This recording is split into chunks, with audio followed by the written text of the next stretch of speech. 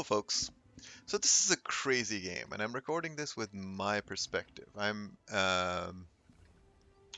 Just to set the stage, I'm in a GSOR. Crab is in a Strv S1. First tanks is in a Bourrasque. There's one light tank per side, a T92 and a Lynx. No arty per side. It's a tier 9/8 battle. E50, a couple of heavies and a couple of mediums on each side. From tier 9. And a couple of TDs on each side from tier 8. Um, First tanks is getting close to 3 marking his Bourrasque, so we are playing accordingly. Crab is in the Stir. First tanks, as I said, is in the Bourrasque. And we see this game. Crab uh, notes the links on the other side and suggests that first go to the bush at E1 rather than the high bush at EF1. um, simply because the lynx will get there in time to catch him if he decides to go that way. Uh, Crab decides to go up to C1 since he'll be ready. He's got better camo. He can play that hill a little bit better. I'll stay middle because I won't be anywhere near ready in time. As is usual in GSOR, and full premium because why not?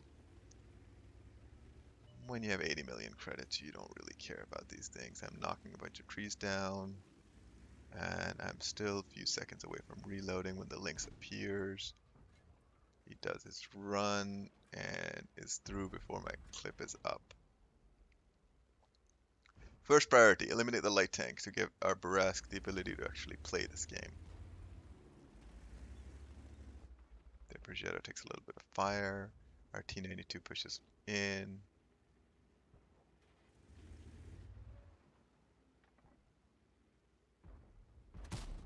Alright, a little bit of an iffy shot. Could have been, but we're really trying to bleed that lynx. T92 takes a big chunk of damage. So does the lynx. They're both down about a one shot. T92 gets poked on and dies. That was a little bit of an iffy shot. Led him too much because I thought he was crossing, but instead he ended up going straight. I'm going to sit on this one trap because I know this lynx is popping.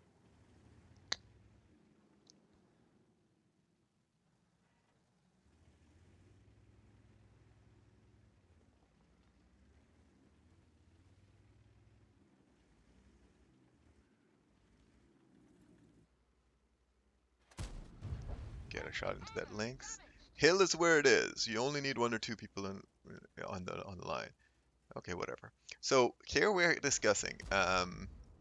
Nobody has shots on that WZ. To pick him, you need to go to the rock at like E4, but that's a really unsafe position with the volume of tanks. I've just pinged that. Yeah, the rock, but the volume of tanks they have, and B with the it's the 6th line, and B with the lynx being where it is. The Progetto pokes high, he gets punished for it, but with the lynx down, I thought these guys were going to go to that position, but they're not. So I'm going to instead go up a little bit. We're thinking about it, but then nobody takes the 6th line spot, or the 4 line spot, so it sounds like it's going to have to go to me.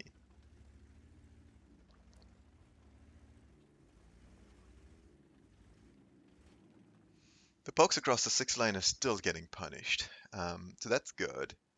HP is even, tanks are even. We've both traded out light tanks, but we have a Bourrasque, which means we have the inherent advantage. Not only do we have Bourrasque, it's first tanks in the Bourrasque, and Crab and I are supporting him, so we actually have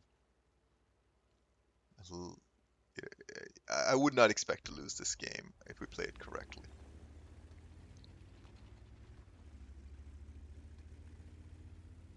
Having said that, you need a little bit of help from your team. Hill is taking some punish.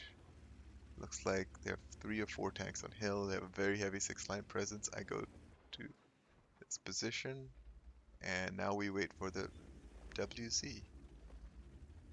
Now, keep in mind this is a 440 meter view shot. The pen drop off for this tank is pretty high, even with premium.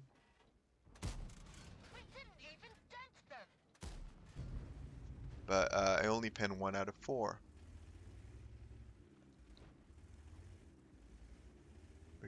Hill just loses completely. So we decide to inject a sense of urgency. We're now down 2 tanks, down about 3k HP. They still have the 6 line presence. I'm still waiting on a clip. Bunch of tanks get lit, the E50 notably. And the E50 gets takes some damage, but we lose our super Pershing, and our CDA is taking major fire in the process.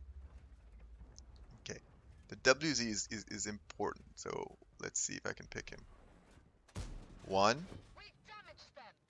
2, that was in the lower plate. 3rd bounced, and the Progetto peaked and put 2 into me, but I got the WZ. So I mean, it was a reasonable trade.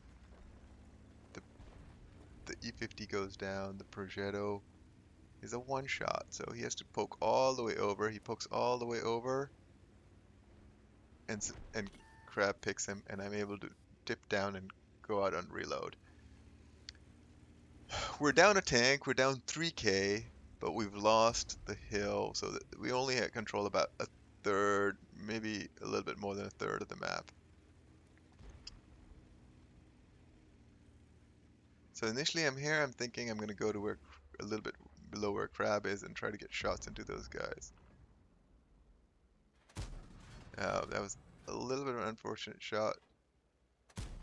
0 damage crit him. I thought it side turret, but I missed the 2nd and 3rd. And hey, rewarded for that one. Alright, 1 out of 4 in that clip. Reloading. Still down a tank. HP still even. Position is getting a little dire though, as the 1 line, or the A line gets pushed. The E50 there, 777 there. This object 430 here is getting to a dicey position. He's getting close to the Bourrasque. Our 703 in the open tries to double tap a Skoda, doesn't really succeed. It's going to be a hard shot in the E50. The M46 is going to be a hard shot as well. Yeah, it's not going to work. What do I else have shots on? Don't have shots on that. 430 gets taken out, but if you notice that costs first a little bit. Put a clip into the, and you see he's down to 400 and something. Put a clip into the 703, and he gets picked off. So that was a productive clip.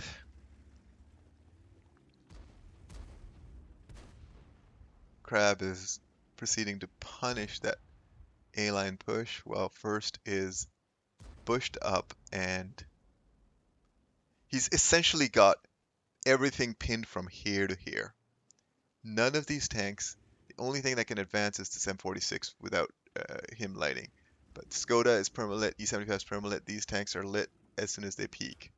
Okay, my next clip is up. Let's see what I can do. Yeah, that Skoda is not shootable. Crab is switching over all the way to 8-2 just to get a different angle and to get a better position to shoot into middle. There's a little bit of a higher ground he can use with a cluster of bushes. TNH gets into the dip rather, and I missed that. I would have had a shot on him.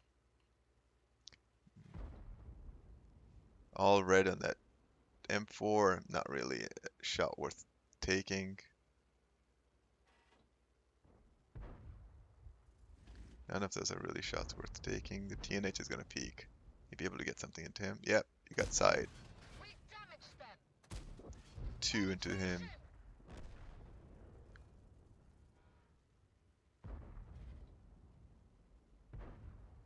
Gonna sit on 2. Hopefully this guy peaks a little bit more. No. Yep, got him with my 4th. Alright, now There's some blind fire coming this way, so I'll just go dark while I take my clip. TNH is still in a little bit of an iffy position for us. Strv. Strv crosses the open, and I would have had shots had I been up, but I'm not up.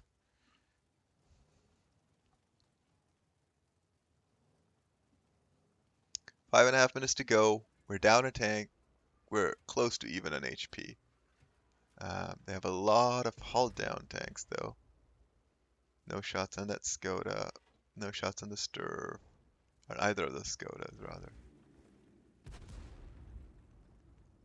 Our IS-2, S2I are continuing to fruitlessly do stuff to get taking some HE damage in the process.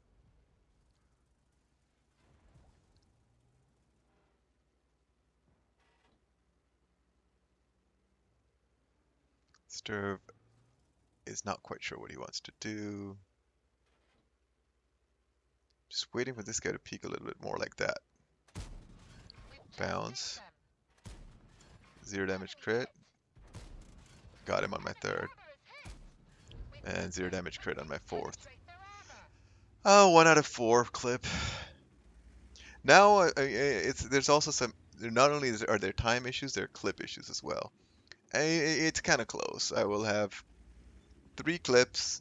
It's about 40 seconds per clip, and it's 4 minutes. So it's going to come down to whether I run out of ammo first or run out of time first. First is still doing a fantastic job of keeping them. He's holding his nerve. He's keeping them lit. That M46 is still peaking, but it's a really iffy shot. And if I had infinite ammo and infinite time, if I were in a Strv, for example, I'd plink away at him. But I don't. I'm in a GSOR, and the M46 picks up our 703. At some point, he's going to make a push. And at that point, I'll have to deal with him. But in the meantime, there's these Skodas. Crab is doing an amazing job of like punishing everything. I think right about this time he's sitting on 5k damage or more. At 5 or 5.5k while I was sitting close to 4k.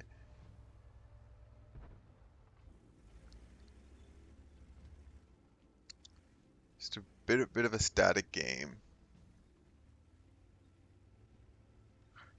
Backing off just a bit in case this M46 comes over. Alright, let's see. Now the Strv and the Skoda are trying to do something. They're trying to get to that second finger in the middle. Try to get the middle finger if you want to put it that way.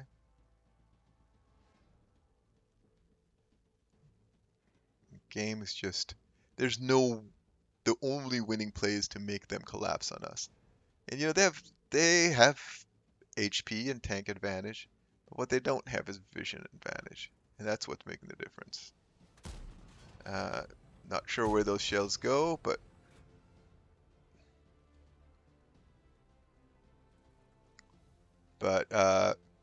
we're debating it. I'm sitting on 2 shells. And first tank suggests, he says, yeah, it's the 2-minute alarm is about to sound and then they'll push, so reclip. So I back up and start a reclip. It's about a 45-second reclip, 40-something second reclip. The 2-minute alarm goes off. Skodas are still peeking and poking, and the M46 now comes over. I get lit for that. I back off a little bit. He takes some damage. And he takes some more damage. 0 damage crits me. He goes dark. And I thought about firing, but then I see the other side is pushing. So instead, I am obliged to turn and start firing at other stuff. Like this guy. His turret gets turned. Thought I had shots, but I didn't.